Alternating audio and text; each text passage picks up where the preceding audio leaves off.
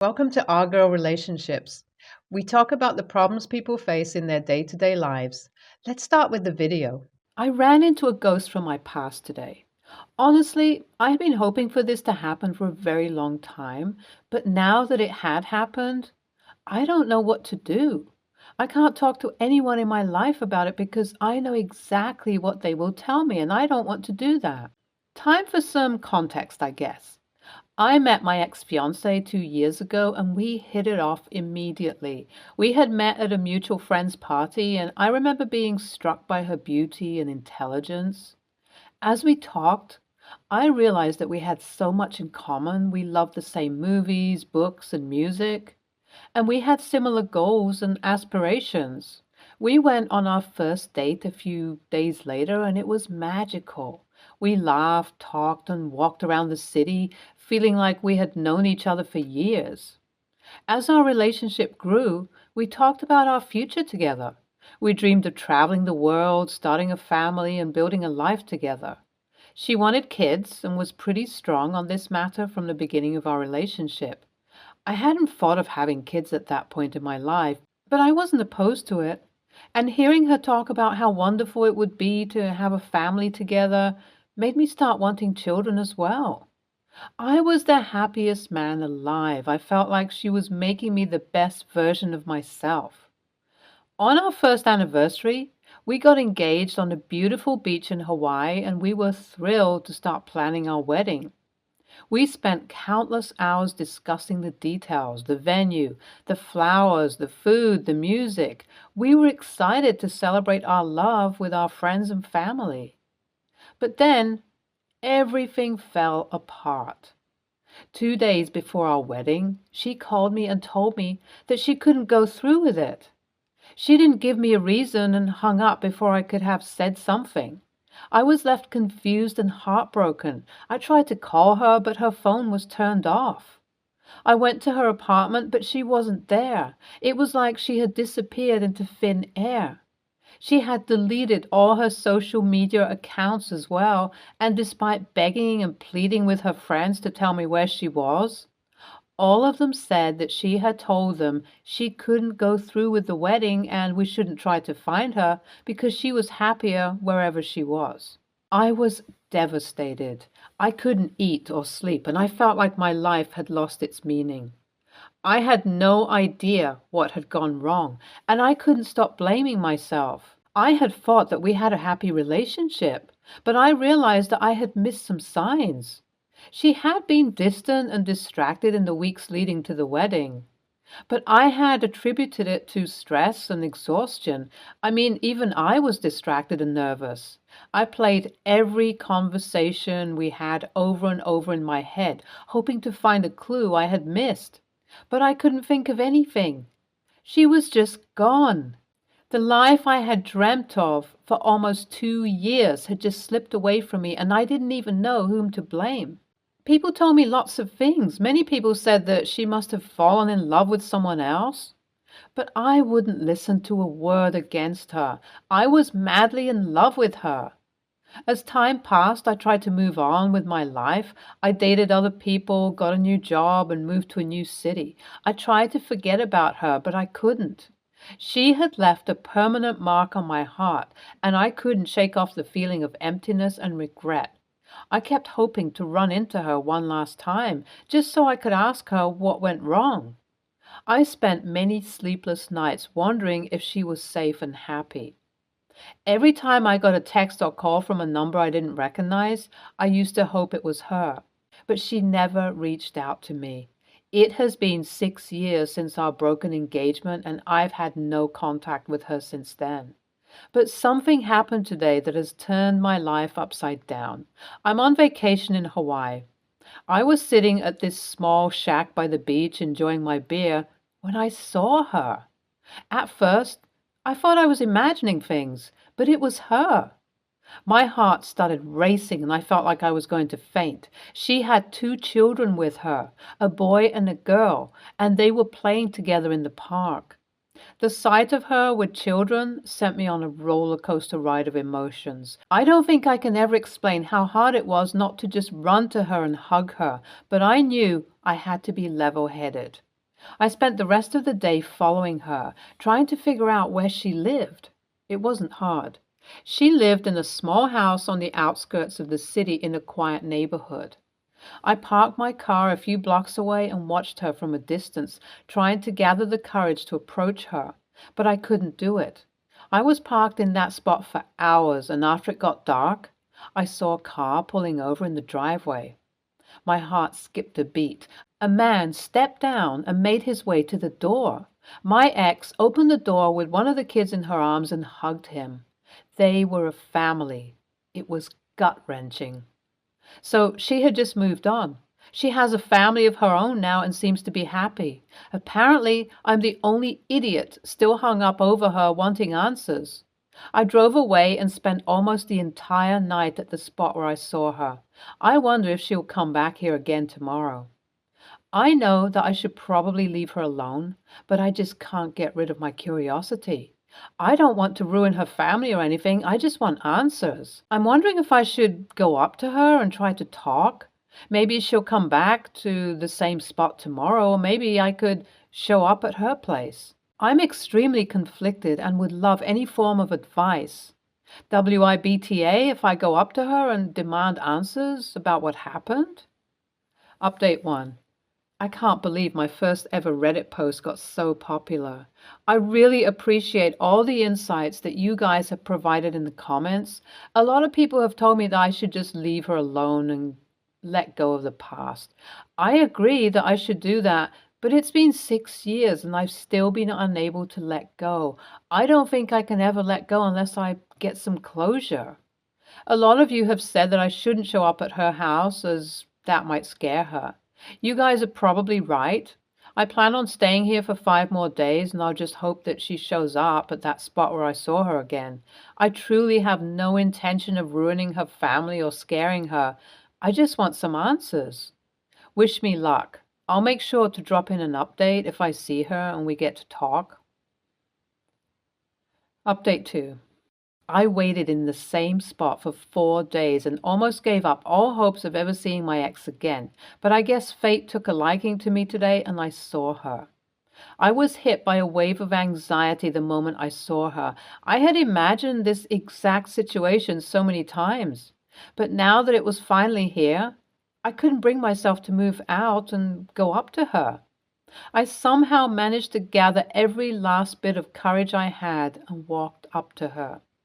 I called out her name from a distance and she turned around to look at me. She looked like she had seen a ghost.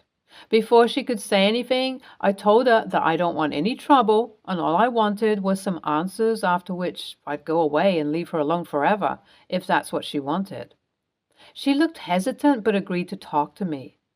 We didn't talk for a very long time, maybe around 15 minutes at most, but the things she told me will probably haunt me forever.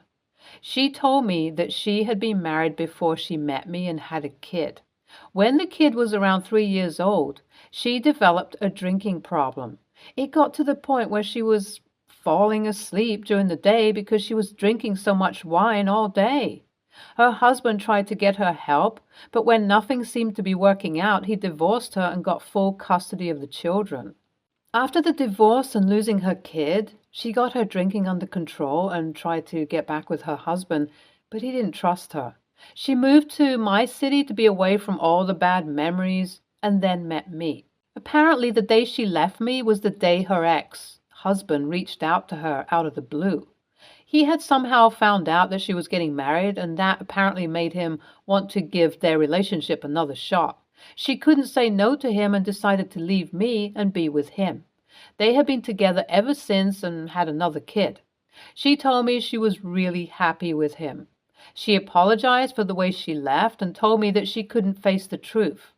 She said that she did love me, but had to choose her kid. I was still just processing everything she had just said when she told me that she needed to go and said goodbye. She apologized one last time and told me to leave her alone now that I have my answers. I'm just in shock. I've loved her for so many years, and she had hidden such a huge part of her life from me. I don't know what to think anymore. Update 3. I've left Hawaii, probably forever. I don't think I can ever go there again. Some people ask me if I'm going to tell the people in my life about what happened, and honestly, I don't think I will. I think I just want to keep this to myself and hope that I can finally move on now that I've gotten closure. Thanks for tagging along, guys. You were NTA for wanting to confront your ex. I'll admit that following her and her kids was creepy and could have probably gotten you in trouble, but honestly, who can blame you? I'd do the same if I was in your situation. I'm glad you found closure. Hopefully, you'll be able to move on and meet someone really great soon. Good luck, OP. NTA, I'd have probably confronted her the moment I saw her. You have some incredible self-control. It must have been devastating to find out what you did, but sometimes we just need a tough lesson to let go of things. Next story. I'm 22, female, and I'm ready to get the heck out of this house. I want to move out, but I've had the same argument with my parents over and over again about leaving. They constantly tell me I'm not allowed to move out, and they do everything they can to fearmonger, guilt trip, and belittle me into staying. So I've already decided that I will be leaving and not telling them as a result of their own actions and behaviors. I have many other reasons for leaving, and if you're curious about it, you can check my profile for more context clues. Anyway, I plan on just walking out the door and leaving when everyone is not around and busy so no one can stop me. I have a text message already prepared to send to them once I'm good distance away from them. The thing is, they've given me the responsibility of cooking, cleaning the house, doing the laundry, and also taking care of my siblings, feeding them, getting them ready for school, making them do their homework, etc. My father is always yelling at me to be outside to pick up and take my brother to the school stop every day. When I go through with my plan, I will be taking my sibling to the bus stop one last time and then leaving. This will leave every responsibility, including picking my sibling up from school bus, on my parents' shoulders. I truly believe none of this is my responsibility in the first place. I completely agree with the idea of doing chores around the house, but demanding that your oldest child becomes a full-time maid, chef, third parent, and more to make your life easier does not seem at all my responsibility. AITA if I leave without saying anything for my own safety, but leave them to take on everything they put on my shoulders unexpectedly? Edit. I would like to thank everyone for their support and kind words. My sibling is young and the child they adore no matter what. They will be safe and I will ensure they are safe even when I'm gone. My entire worry in this post was leaving them to get picked up by my parents, but you guys have reassured me that it's definitely okay as long as I tell them far ahead of time. I plan to tell them almost 7 to 8 hours ahead, so they'll have plenty of time to prepare and handle it. I completely hope you go through with this. You do not owe them anything. You're definitely not responsible for their children. I had to sneak out of my parents' house at your age while they were at church. I told them I was taking a different car because I'm late and still getting ready. There was no amenable way of leaving, just an unhappy, trapped adult. And they will be furious that they are losing their servant child. They sound absolutely toxic. I promise you'll be so much happier with freedom. I hope the best for you. NTA.